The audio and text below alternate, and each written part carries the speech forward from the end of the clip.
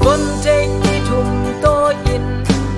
nhún na mà bà ca sớm đâu tê cứ tuôn ca xua hồng ý na trên xe mình cứ tuôn ca xua ô sim lấy các bác xiên này để bị đi ở trong ôm chạy đâu vì nắng thật lòng in con đã sống xuân nằm non kê khăn cùng xôn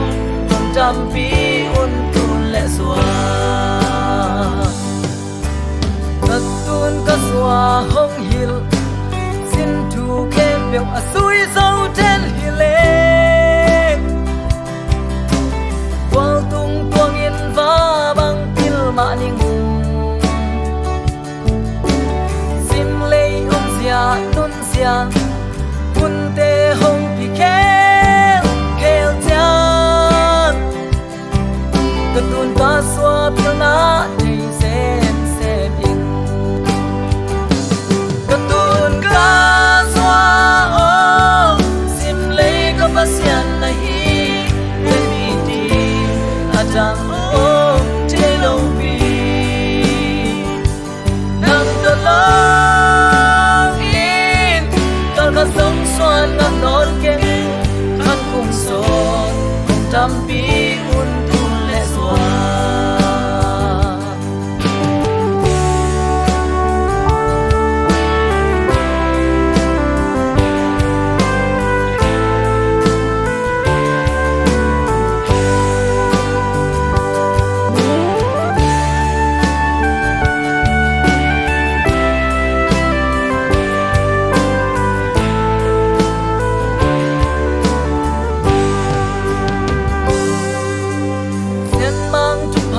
sang à khi chẳng có cùng đâu thế na in có tuôn có xóa bill na xiêm na hi xiên mang xin thu bom à amma na có xếp thế na in có tuôn có xóa hông ít na để ca xóa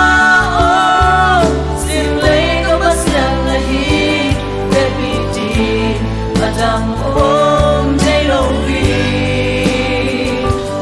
nắng thật lòng in và cả sống xuân ngắm non kê khăn cùng xôn không trăm bí ôn tuôn lệ xóa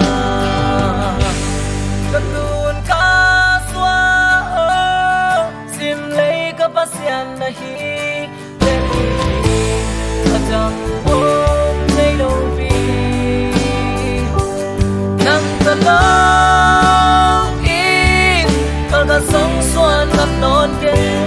khăn cùng xôn cùng trăm bí ôn tuôn lệ xóa khăn cùng xôn cùng trăm bí